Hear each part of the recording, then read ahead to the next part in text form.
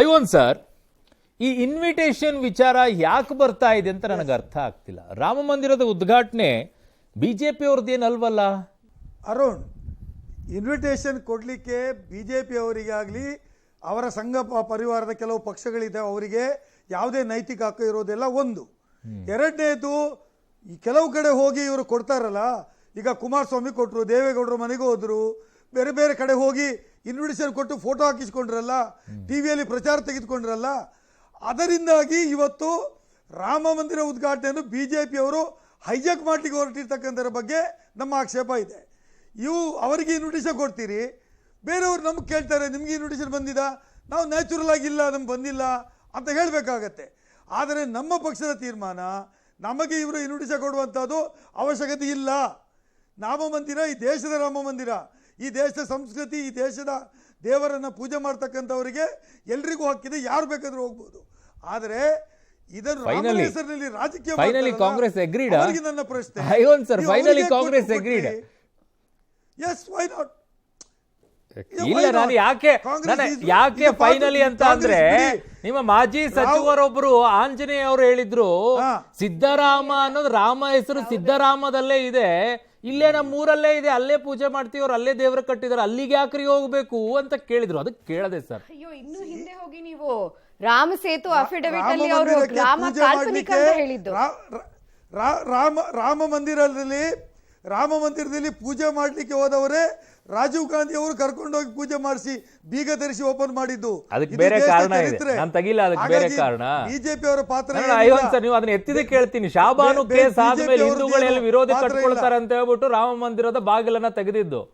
Ivan sir, there is history behind that. Shah Bano ಕೇಸಲ್ಲಿ ಏನ್ ಮಾಡಿದ್ರಿ?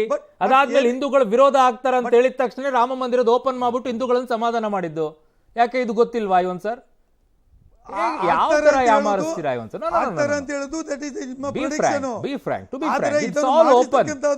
ರಾಜೀವ್ ಗಾಂಧಿ ಅವರು ಯಾಕೆ ಓಪನ್ ಮಾಡಿದ್ರು ಸರ್? ಆಗಿದ್ದಾಗ ರಾಮ ಮಂದಿರ ಟೆಂಪಲ್ ಅನ್ನ ಯಾಕೆ ಓಪನ್ ಮಾಡಿದ್ರಲ್ಲ ಬಾಗಿಲನ್ನ? ಅದಕ್ಕೆ ಕಾರಣ ಇದ್ದಿದ್ದು ಶಾಬಾನು ಕೇಸಲ್ಲಿ ಸುಪ್ರೀಂ ಕೋರ್ಟ್ ಕೊಟ್ಟಂತ ಆದೇಶವನ್ನ ಅದನ್ನ ಬೇಡ ಅಂತೇಳಿ ತಿರಸ್ಕಾರ ಮಾಡಿದ್ದಕ್ಕೆ ಆದೇಶವನ್ನು ತಗೊಂಡ್ಬರ್ತೀರಾ ನೀವು ಸರ್ಕಾರದಿಂದ, ಕೊಡಬಾರ್ದು ಅಂತೇಳಿ. ಅಲ್ಲಿ ಹೆಣ್ಮಕ್ಳಿಗೆ ಅನ್ಯಾಯ ಆಗಿ ಹೋಗಿತ್ತು. ಸುಪ್ರೀಂ ಕೋರ್ಟ್ ಅದನ್ನ ಅನ್ಯಾಯ ಸರಿಪಡಿಸಿದ್ರೆ ನೀವು ಸರ್ಕಾರದ ವತಿಯಿಂದ ಅದನ್ನ ಮತ್ತೆ ವಾಪಸ್ ಅನ್ಯಾಯ ಮಾಡಿದ್ರಿ. ಆಗ ಹಿಂದೂಗಳ ವಿರೋಧ ಆಗಿಬಿಡ್ತಾರೆ ಅಂತ ಹೇಳ್ಬಿಟ್ಟು ರಾಮ ಮಂದಿರವನ್ನ ಬಾಗಿಲಂತ ತೆಗೆಸಿದ್ದು. ಅದನ್ನ ನಾವು ಮಾಡಿದ್ದು. ಹಾಗಿದ್ದಾಗ ರಾಮ ಮಂದಿರದ ವಿಚಾರದಲ್ಲಿ, ರಾಮ ಸೇತುವೆಯ ವಿಚಾರದಲ್ಲಿ ಕಾಲ್ಪನಿಕ ಅಂತ ಹೇಳಿ ಯಾಕೆ ಸುಪ್ರೀಂ ಕೋರ್ಟ್ಗೆ ಅಫಿಡವಿಟ್ ಅನ್ನ ಕೊಟ್ಟಿದ್ದು ಐವನ್ ಸರ್? ಬೇರೆ ಬೇರೆ ವಿಚಾರಗಳು ಅದರ ಬಗ್ಗೆ ಚರ್ಚೆ ಮಾಡೋದಾದ್ರೆ ಅಲ್ಲಲ್ಲ, ನೀವು ಎತ್ತಿದ್ದಕ್ಕೆ ನಾನು ಹೇಳಿದೆ, ನೀವು ಎತ್ತಿದ್ದಕ್ಕೆ ನಾನು ಎತ್ತಿದ್ದೆ, ನಾನು ಎತ್ತಾ ಇರಲಿಲ್ಲ. ಬಿಜೆಪಿ ಅವರು ಇವತ್ತು ಮಾಡಿದ್ದು ಧರ್ಮವನ್ನ ರಾಜಕೀಯದಲ್ಲಿ ಬೆರೆಸಿದ್ದು ಬಿಜೆಪಿ ಅವರು. ಅವರು ಏನಾದ್ರು ಇವತ್ತು ಅಧಿಕಾರದಲ್ಲಿ ಇದ್ರೆ ಅದು ರಾಮನ ಹೆಸರಿನಲ್ಲಿ ಅಂತ ಅವ್ರಿಗೆ ಗೊತ್ತಿದೆ. ರಾಜಕಾರಣವನ್ನ ಬೆರೆಸುವ ಮೂಲಕ ವಿರೋಧವಾಗಿ ಬಂದಿದ್ರೆ ರಾಮನ ವಿಚಾರವನ್ನ ಬಿಜೆಪಿ ಅವರು ಟೇಕ್ ಓವರ್ ಮಾಡಕ್ಕೆ ಹಾಕ್ಬಿಟ್ರಿ. ಕಮಾನ್, ಯಾಕೆ ಅಕ್ಯೂಸೇಷನ್? ನಿಮ್ಮ ಮೇಲೆ ಆರೋಪ ಇಲ್ವಾ? ನೀವು ರಾಮನ ವಿಚಾರದಲ್ಲಿ ರಾಜಕೀಯವನ್ನ ಮಾಡಿದ ಸುಳ್ಳ? ಸುರ್ಬಿ ಅವರೇ, ರಾಮನ ವಿಚಾರದಲ್ಲಿ ನೀವು ರಾಜಕೀಯ ಮಾಡಿದ ಸುಳ್ಳ? ಸಂವಿಧಾನಕ್ಕೆ ವಿರುದ್ಧವಾಗಿ ಮಾಡಿದ್ದು. ಇದು ಭಾರತ ದೇಶದ ಒಂದು ಇಂಪಾರ್ಟೆಂಟ್ ಇಶ್ಯೂ ಆಗಿ ನಾವು ತಗೊಂಡು ಹೋಗ್ತೀರಾ? ಲಾಭ ಆಯ್ತಾ? ಲಾಭ ಆಗ್ಲಿಲ್ಲ. ರಾಜಕೀಯಕ್ಕೆ ಬಳಕೆ ಮಾಡಿದ್ರೆ ಮಾಡ್ಲಿಲ್ವಾ? ನಿಮ್ಮ ಚುನಾವಣೆಯ ಪ್ರಣಾಳಿಕೆಯಲ್ಲಿ ರಾಮ ಮಂದಿರ ಮೊದಲನೇದಾಗಿ ನಮ್ಮ ಸಂವಿಧಾನದಲ್ಲಿ ಪುಟ 1ರಲ್ಲಿ ಪ್ರಿಯಾಂಬನಲ್ಲಿ ರಾಮನ್ ಫೋಟೋ ಇದೆ. ಹಂಗಂದ್ರೆ ನಮ್ಮ ಸಂವಿಧಾನದಲ್ಲಿ ನಾವು ರಾಜಕೀಯ ಮಾಡ್ತಿರೋದು ರಾಮನ್ ವಿಷಯದ ಬಗ್ಗೆನಾ? ಅಲ್ಲ, ಇದು ಈ ದೇಶದ ಸಂಸ್ಕೃತಿ, ಇದು ದೇಶದ ಕಲ್ಚರಲ್, ನಮ್ಮ ಪಾರ್ಟಿ ಬೆಳೆದಿರೋದೇ ಕಲ್ಚರಲ್ ನ್ಯಾಷನಲಿಸಂ, ಅದರ ಮೇಲೆ, ಆ ಒಂದು ವಿಷಯದ ಮೇಲೆ. ಸಂವಿಧಾನ ಎತ್ತಿದ್ದಕ್ಕೆ ಇನ್ನೊಂದು ಕೇಳ್ತೀನಿ. ನೀವು ಸಂವಿಧಾನ ಎತ್ತಿದ್ದಕ್ಕೆ ಇನ್ನೊಂದು ಕೇಳ್ತೀನಿ. ನಿಮ್ಮ ನಾಯಕರೆಲ್ಲ ಸಂವಿಧಾನದ ಹೆಸರಿನಲ್ಲೇನೆ ಪ್ರಮಾಣ ವಚನ ತಗೊಳ್ತಾರಲ್ವಾ? ಶಾಸಕರು, ಸಚಿವರಾದಾಗಲೂ, ಕೇಂದ್ರದಲ್ಲಿರುವಂತವ್ರು ಅವಾಗ ಹೇಳ್ತಾರೆ ಎಲ್ಲರನ್ನೂ ಸಮಾನವಾಗಿ ನೋಡ್ತೀವಿ ಅಂತ ಹೇಳಿ. ಬಿಜೆಪಿ ಸಮಾನವಾಗಿ ನೋಡುತ್ತಾ? ಸಂವಿಧಾನ ಎತ್ತಿದ್ದಕ್ಕೆ ನಾನು ಈ ಪ್ರಶ್ನೆಯನ್ನ ಕೇಳ್ತಾ ಇದ್ದೀನಿ. ಅಲ್ಲ, ನೀವು ಕೇಳೋ ಹಕ್ಕಿದೆ. ಪ್ರಧಾನ ಮಂತ್ರಿಯವರು ಸಬ್ಕಾ ಸಾಥ್ ಸಬ್ಕಾ ವಿಕಾಸ್ ಅನ್ನೋದು ಬರೀ ಬಾಯಿ ಮಾತಾಗಲ್ಲ ಹೇಳಿರೋದು. ಎಲ್ಲರಿಗೂ ಎಕನಾಮಿಕ್ಲಿ ವೀಕರ್ ಸೆಕ್ಷನ್ ರಿಸರ್ವೇಶನ್ ತಂದಿರೋದು ನಮ್ಮ ಪಾರ್ಟಿ. ನಮ್ಮ ಪಾರ್ಟಿನಲ್ಲಿ ಯಾವುದೇ ಆದಂತಹ ದೊಡ್ಡ ಒಂದು ಪಾಲಿಸಿ ಪ್ರೂಫ್ ಕೊಡಿ. ಪ್ರಧಾನಮಂತ್ರಿಗಳನ್ನ ನರೇಂದ್ರ ಮೋದಿ ಅವರನ್ನ ಇಟ್ಕೊಂಡು ಬಿಟ್ಟು ಮೋದಿ ಅವರ ಬಗ್ಗೆ ಯಾರಿಗೂ ಯಾವ ಅಬ್ಜೆಕ್ಷನ್ ಇಲ್ಲ. ಮೋದಿ ಅವರು ಬಿಜೆಪಿ ಅಲ್ವಾ? ಕೇಳಿ ಒಂದ್ ನಿಮಿಷ. ಮೋದಿ ಅವರು ಬಿಜೆಪಿ ನಾಯಕರಲ್ವಾ? ಬೇರೆ ಲೀಡರ್ಸ್ಗಳು ಪ್ರಮಾಣ ವಚನ ತೆಗೆದುಕೊಂಡಿದ್ದು ಪ್ರಮಾಣ ವಚನ ತೆಗೆದುಕೊಂಡು ಬೇರೆ ವಿಚಾರಗಳಲ್ಲಿ ಮುಸ್ಲಿಮರು ಬೇಡ ರೀ, ಬರೀ ಹಿಂದೂಗಳು ಬೇಕು ಅಂದಾಗ ಆ ಪ್ರಮಾಣ ವಚನ ಯಾವುದೇ ಆದಂತಹ ಆತರ ಇಲ್ಲ. ಇವಾಗ ನೀವು ನನ್ನ ಮಾತುಗಳನ್ನು ಬೇರೆ ಎಲ್ಲಿ ತಗೊಂಡು ಹೋಗೋ ನೆಸೆಸಿಟಿ ಇಲ್ವೇ ಇಲ್ಲ. ನಾವ್ ಇದ್ರಲ್ಲೇ ಹೇಳ್ತಾ ಇದ್ದೀವಿ. ನಿಮಗೆ ಮೊನ್ನೆ ನೋಡಿರ್ಬೋದು, ಒಬ್ರು ಇಕ್ಬಾಲ್ ಅನ್ಸಾರಿ ಅಂತ ಒಂದು ಹೆಸರು ಬಂದಿದೆ ಎಲ್ಲಾ ಕಡೆ ನ್ಯೂಸ್ ಅಲ್ಲಿ.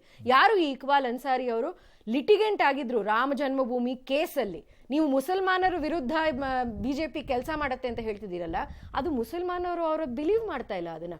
ಇಕ್ಬಾಲ್ ಅನ್ಸಾರಿ ಅವರು litigant against the Rama Janmabhoomi foundation trust, ಅವರು ಬಂದು ಮೋದಿಜಿ ಅವರ ಮೇಲೆ ಪುಷ್ಪಾರ್ಚನೆ ಮಾಡಿದ್ದಾರೆ.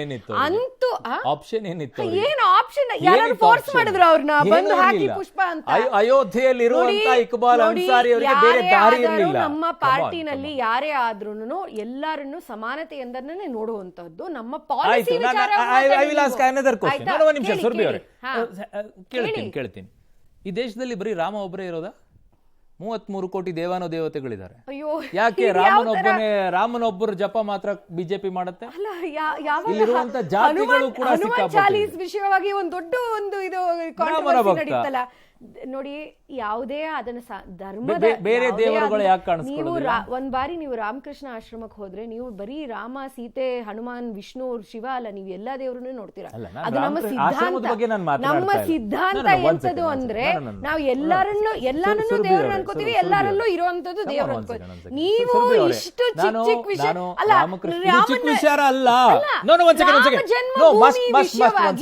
ಇಲ್ಲ ನೀವು ನನ್ನ ಜೊತೆ ಡಿಬೇಟ್ ಮಾಡ್ತೀರಾ ಅಂದ್ರೆ ನೀವು ರಾಮ ಜನ್ಮಭೂಮಿ ಯಾಕೆ ನಾವು ಅಷ್ಟೊಂದು ಕಾಶಿ ಮಥುರಾನು ಇದೆ, ಅದ್ರ ಬಗ್ಗೆ ನಾವು ಅದ್ರ ಬಗ್ಗೆ ನಡೀತಾ ಇದೆ. ಈ ದೇಶ ಹಿಂದೂ ರಾಷ್ಟ್ರ ಆಗಬೇಕು ಅನ್ನುವಂಥದ್ದು ನಿಮ್ಮ ಆಸೆ ಅಲ್ವಾ? ನಿಮ್ಮ ಅಜೆಂಡಾ ಕೂಡ ಇದೆಯಲ್ವಾ? ಅದನ್ನ ಮಾಡ್ಕೊಂಡು ಒಂದ್ ಸೆಕೆಂಡ್ ಕೇಳ್ತಾ ಇದ್ದೀನಿ ಅಲ್ವಾ? ಅಲ್ಲ, ಒಂದ್ ಬಾರಿ ಒಂದು ಲೆಕ್ಚರ್ಗೆ ನೀವು ಕರೀರಿ, ನಾನು ಹಿಂದೂ ರಾಷ್ಟ್ರದ ಬಗ್ಗೆ ನಿಮಗೆ ಲೆಕ್ಚರ್ ಮಾಡ್ತೀನಿ. ಹಿಂದೂ ರಾಷ್ಟ್ರಕ್ಕೆ ಹೋಗ್ತಾ ಇಲ್ಲ, ಕೇಳಿ ಒಂದ್ ನಿಮಿಷ. ಹಿಂದೂ ರಾಷ್ಟ್ರ ಆಗಬೇಕು ಅನ್ನೋಂತಂದ್ರೆ ಪ್ರತಿ ಜಾತಿಯನ್ನು ಕೂಡ ವಿಶ್ವಾಸಕ್ಕೆ ತೆಗೆದುಕೊಳ್ಬೇಕು. ಆ ಜಾತಿಯಲ್ಲಿರುವಂತ ದೇವರನ್ನ ನೀವು ಘೋಷಣೆ ಮಾಡಲಾರ್ದೆ, ಆ ಜಾತಿಯಲ್ಲಿರುವಂತ ದೇವರುಗಳನ್ನ ನೀವು ಮುನ್ನೆಲೆಗೆ ತರಲಾರ್ದೇನೆ ಬರೀ ರಾಮನ ಮಾತ್ರ ಮುಂದೆ ತಂದಿಟ್ಟುಬಿಟ್ಟು ನಾವು ಹಿಂದೂ ರಾಷ್ಟ್ರ ಮಾಡ್ತೀವಿ, ಹಿಂದೂ ರಾಷ್ಟ್ರ ಮಾಡ್ತೀವಿ ಅಂದ್ರೆ ಬೇರೆ ಜಾತಿಗಳು ಎಲ್ಲಿ ನಿಂತ್ಕೊಳ್ತಾ ಇವೆ? ಗಲಾಟೆಗಳು ಅಲ್ಲೆಲ್ಲಲ್ಲಿ ನಡೀತಾ ಇದೆ. ರಾಮನ್ ಜಾತಿ ತರ್ತಾ ಇದೀರಲ್ಲ ನೀವು ಡಿಬೇಟ್ಗೆ. ನೀವು ಕಾಂಗ್ರೆಸ್ ಗಿಂತ ಕೆಟ್ಟದಾಗಿ ಮಾತಾಡ್ತಾ ಇದ್ದೀರಾ. ಇಲ್ಲ ಇದು ನಾನು ಒಪ್ಪೋದಿಲ್ಲ ನಾನು. ದಯವಿಟ್ಟು ರಾಮನಿಗೆ ಜಾತಿ ತರ್ತಾ ಇಲ್ಲ ನಾನು ರಾಮನಿಗೆ ಜಾತಿ ತರ್ತಾ ಇಲ್ಲ. You are diverting the subject. Divert ಮಾಡ್ತಾ ಇದ್ದೀರಾ. ನನ್ನ ಒಂದ್ ನಿಮಿಷ ಕೇಳಿ ಸುರಭಿ ಅವರೇ, ನನ್ನ ಪ್ರಶ್ನೆ ನೇರವಾಗಿರೋದೆ ಹೇಳಿ. ಬೇರೆ ದೇವರುಗಳು ಇದಾರಾ ಇಲ್ವಾ? ಅಥವಾ ರಾಮ ಒಬ್ಬರೇ ಇರೋದು? ಅದನ್ನ ಹೇಳ್ಬಿಡಿ, ಆಮೇಲೆ ಜಾತಿ ವಿಚಾರಕ್ಕೆ ಬರೋಣ. ಸನಾತನ ಧರ್ಮದಲ್ಲಿ ದೇವರು ಅನ್ನೋ ಕಾನ್ಸೆಪ್ಟ್ ಯಾವತ್ತು ಒಂದೇ ದೇವರು ಇಲ್ವೇ ಇಲ್ಲ. 33 ಕೋಟಿ ದೇವಾನು ದೇವತೆಗಳಿರೋದು ನಮಗೆ ಸುಳ್ಳ? ಎಷ್ಟು ದೇವರಿದ್ರು ಅಷ್ಟು ಒಳ್ಳೇದು ನಮಗೆ ಅಲ್ವಾ? ನಮಗಿರೋದೇ ಅದು. ಯಾಕೆ ಬಿಜೆಪಿ ಬರೀ ರಾಮನ ಜಪ ಮಾತ್ರ ಮಾಡುತ್ತೆ? ನೋಡಿ, ನೀವು ಈ ತರ ಬೇರೆ ದೇವರುಗಳನ್ನು ವಿಶ್ವಾಸಕ್ಕೆ ತೆಗೆದುಕೊಂಡ್ರೆ ಅದರನ್ನ ಪೂಜೆ ಮಾಡುವಂತ ಜನ ವಿಶ್ವಾಸಕ್ಕೆ ಬರ್ತಾರೆ. ಕಾಶಿ ಕಾರಿಡಾರ್ ಯಾರು ಕಟ್ಟಿದ್ದು? ಅವಾಗ ನೀವು ರಾಮ ಅಂತ ಹೇಳ್ತಾ ಇದ್ರ. ಇವಾಗ ಕಾಶಿ ವಿಶ್ವನಾಥ ದೇವಸ್ಥಾನದ ಬಗ್ಗೆ ಅಫಿಡವಿಟ್ ಹೋಗಿದೆಯಲ್ಲ, ಅವಾಗ ಮಾತಾಡ್ತಿದ್ರ. ಮಥುರಾನಲ್ಲಿ ನಡೆದಾಗ ನೀವು ಅದ್ರ ಬಗ್ಗೆ ಮಾತಾಡ್ತಿದ್ರ. ಇಲ್ಲೇ ಹನುಮಾನ್ ಚಾಲೀಸಾ ಬಗ್ಗೆ ಒಂದು ಫುಲ್ ಕಾಂಟ್ರವರ್ಸಿ ಆಯ್ತಲ್ಲ, ಅವಾಗ ನೀವು ಇದು ಎಂತ ಪ್ರಶ್ನೆ ಇದು? ಯಾಕೆ ಇವಾಗ ನಮ್ಮ 22ನೇ ತಾರೀಕು ಅಯೋಧ್ಯೆಗೆ ರಾಮ ವಾಪಸ್ ಬರ್ತಾ ಇದ್ದಾರೆ. ಇದು ಒಂದು ವರ್ಷಾನ್ಗಟ್ಲೆ ಆಗಿರುವಂತಹ ಒಂದು ಸ್ಟ್ರಗಲ್. ಅಲ್ಲಿ ನಾವು ಯಾವತ್ತೂ ಇದೊಂದು ನೀವು ಅಬ್ಸರ್ವ್ ಮಾಡಬೇಕು. ರಾಮ ಜನ್ಮಭೂಮಿ ಮೂವ್ಮೆಂಟ್ ಆದಾಗ ಯಾವುದೇ ಆದಂತಹ ಎಷ್ಟೊಂದು ರಾಮ ದೇವಸ್ಥಾನಗಳನ್ನು ಡಿಸ್ಟ್ರಾಯ್ ಆಗಿತ್ತು ಹಿಸ್ಟಾರಿಕ್ಲಿ. ಎಲ್ಲೆಲ್ಲೋ ಹೋಗಿ ಎಲ್ಲ ರಾಮ ದೇವಸ್ಥಾನ ರೀಸ್ಟ್ರಕ್ಚರ್ ಮಾಡಬೇಕು ಅಂತ ಹೇಳಲಿಲ್ಲ. ಆ ಒಂದು ಜನ್ಮಭೂಮಿ ನಮ್ಗೆ ಬೇಕಿತ್ತು, ಅದೊಂದು ಮುಖ್ಯವಾಗಿದ್ದದ್ದು.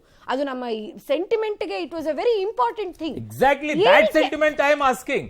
ಅಯ್ಯೋ, ಈ ದೇಶದ ಕಾಶಿ ಮಥುರಾ ಅಂತ ಶುರು ಮಾಡಿದ್ರೆ ನೀವು ಇನ್ನೊಂದು ಬೈತೀರಲ್ಲ. ನನ್ನ ಬೈತಾ ಇಲ್ಲ ಮೇಡಮ್, ಹಾ, ನಾನು ಅಲ್ಲ, ನೀವು ಬೈತಾ ಇಲ್ಲ. ಹೇಳಿ, ನಿಮ್ಮ- ಹರ್ಟ್ ಮಾಡ್ಕೊಂಡ್ರೆ ನನಗೇನು ಆಗ್ಬೇಕಾಗಿಲ್ಲ, ನೀವು ಹರ್ಟ್ ಮಾಡ್ಕೊಳ್ಳಿ. ನಮಗೆ ಹರ್ಟ್ ಆಗೋದು ಐ ಡೋಂಟ್ ಸಾಧ್ಯ ಕೇರ್. ಇಲ್ಲ. ನಾನು ಕೇಳುವಂತದ್ದು ನಮಗೆ ಜನವರಿ ಈ ದೇಶ ಪೂರ್ತಿ ಬಹು celebration. ಸಂಸ್ಕೃತಿಯನ್ನ ಹೊಂದಿರುವಂತಹ ದೇಶ. ಹೌದು, ಈ ದೇಶ 100%. ಬಹು ಸಂಸ್ಕೃತಿಯನ್ನ ಎಲ್ಲಾ ಹೊಂದಿರುವಂತಹ ದೇವರು, ದೇಶ, ಎಲ್ಲಾ ಅನೇಕ ಜಾತಿಗಳಿಂದ ಸಂಪ್ರದಾಯಗಳು. ಕೂಡಿರುವಂತಹ ದೇಶ ಇದು. ಆ ಜಾತಿಯಲ್ಲಿರುವಂತಹ ಆ ಜನ ಪೂಜೆ ಮಾಡುವಂತ ದೇವರುಗಳಿಗೂ ಮನ್ನಣೆ ಕೊಡಿ ಅಂತ ನನ್ನ ಬೇಡಿಕೆ ಅಷ್ಟೇ. ಇದು ಯಾವತ್ತು ಆ ಕೊಟ್ಟಿಲ್ಲ ಬೇಡಿಕೆ ಅನ್ನೋದು ಅಷ್ಟೇ. ನನಗೆ ಅರ್ಥ ಆಗ್ತಾ